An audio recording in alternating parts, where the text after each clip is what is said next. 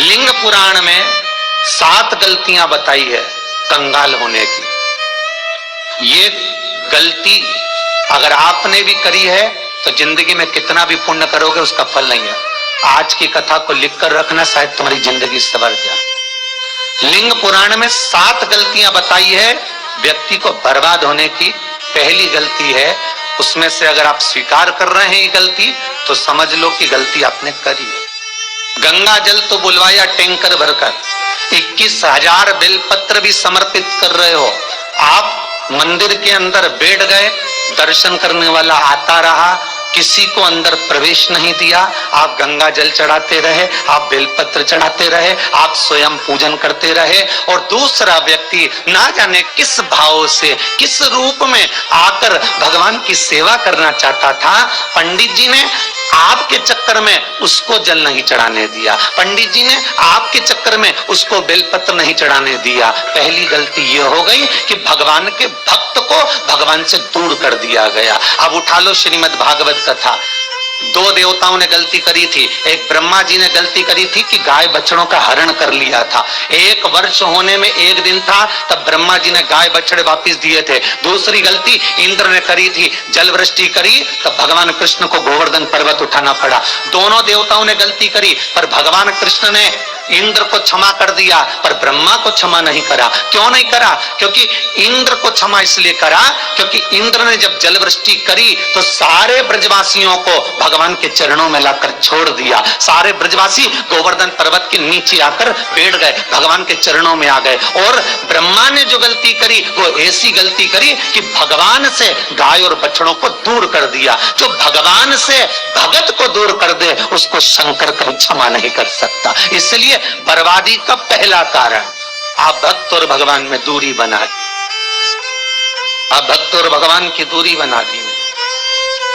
मेरा एक निवेदन हाथ जोड़कर है, हवेली जी हो, ठाकुर जी का मंदिर हो, रामकृष्ण मंदिर हो, शंकर मंदिर हो, किसी भी देवता का मंदिर हो, उसमें भक्त और भगवान में दूरी मत बनवाओ। बन सके तो भक्तों को ले जाकर भगवान के चरणों में छोड़ो। जाओ अंदर दर्शन करो, जाओ पूजन करो, जाओ पाठ करो, जाओ अर्चना करो। आप अगर गंगा जल भी चढ़ा रहे हो, आप अगर बेलपत्र भी चढ़ा रहे हो, 21,000 चढ़ा रहे हो, रोज 1 लोटा गंगा जल पूरे सावन के महीने में तुम टैंकर भरवा के बुलवा के समर्पित कर रहे हो। पर निवेदन है, एक कोने में बैठकर चढ़ाते रहो, बाकी के भक्तों के लिए कह दो तुम्हारे लिए मंदिर पूरा खुला है, आप खुद चढ़ाओ, आनंद करो, तो शायद तुम बर्बाद नहीं होते। भक्त से भगवान की दूरी होती है तो भगवान सहन नहीं कर पाता। भगवान की जब पूजन कर रहे हो, 21,000 बेलपत्र चढ़ा रहे हो, गंगा का जल चढ़ा रहे हो, चंदन चढ़ा रहे हो, अबीर चढ़ा रहे हो, गुलाल चढ़ा रहे हो, तो तुम्हारे भीतर ये अहंकार, जब तुम पूजन करके उठो तो उठते समय तुम्हारे भीतर अभिमान नहीं होना चाहिए कि मैंने जो अनुष्ठान करा उसके बराबर कोई नहीं कर सकता। वो अभी लंका अधिपति रावण की सोने की लंका हनुमान नहीं जला सकते थे। सब्सक्राइब करें हमारा संहिता उठाइए और रावण संहिता को उठाकर पढ़िए।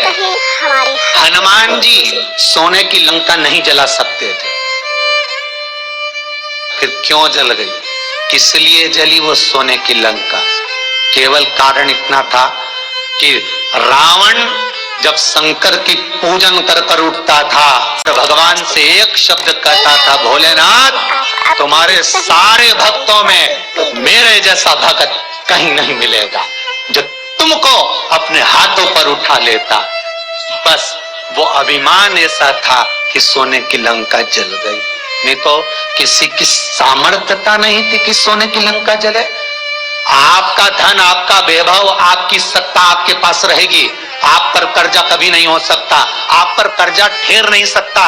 पर कर्जा क्यों बढ़ा, लंका क्यों जली, क्यों बर्बाद हुए, उसका कारण होगा आपकी अभिमतता। ये दूसरा कारण है व्यक्ति को बर्बाद होने का, अभिमत। तीसरा कारण कहा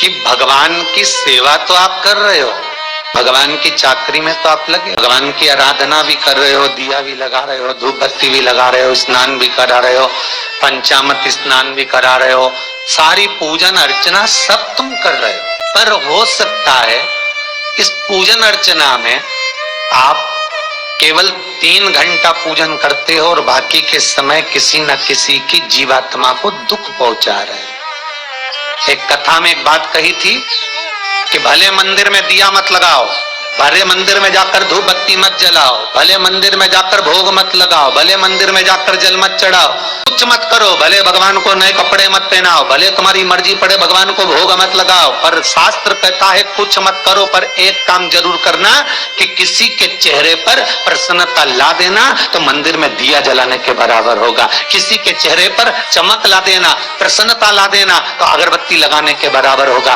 किसी गरीबड़े के, किसी दुखी के चेहरे पर अगर तुमने प्रसन्नता ला दी तो वो भगवान को कपड़े पहनाने के बराबर होगा। मालूम पड़े तुम मंदिर में पूरी सब्जी बांटो, मंदिर में भोजन कराओ, मंदिर में सारा पकवान चढ़ाओ और कोई तुम्हारे कारण अगर दुखी है तो तुम्हें वो सुख का भान नहीं हो सकता। तीसरा चौथा कारण है, आप जो पाठ कर रहे हो, आप जो पूजन कर रहे हो, आप जो अनुष्ठान कर रहे हो, उसमें कुछ ना कुछ गलती जरूर हो रही है। ये चौथा कारण। एक बार पूरे घर के लोगों को बिठाओ, अपने घर के लोगों को, मम्मी से पूछना, मम्मी तुम कौन कौन सा पाठ करती हो?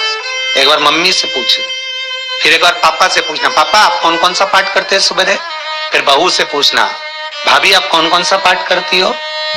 फिर छोटी दुल्हन से पूछना, छोटी दुल्हन तुम कौन कौन सा पाठ करती हो? भैया आप कौन कौन सा पाठ करते हो? आप कौन कौन सा पाठ करते हो? पूछना। जब घर के अंदर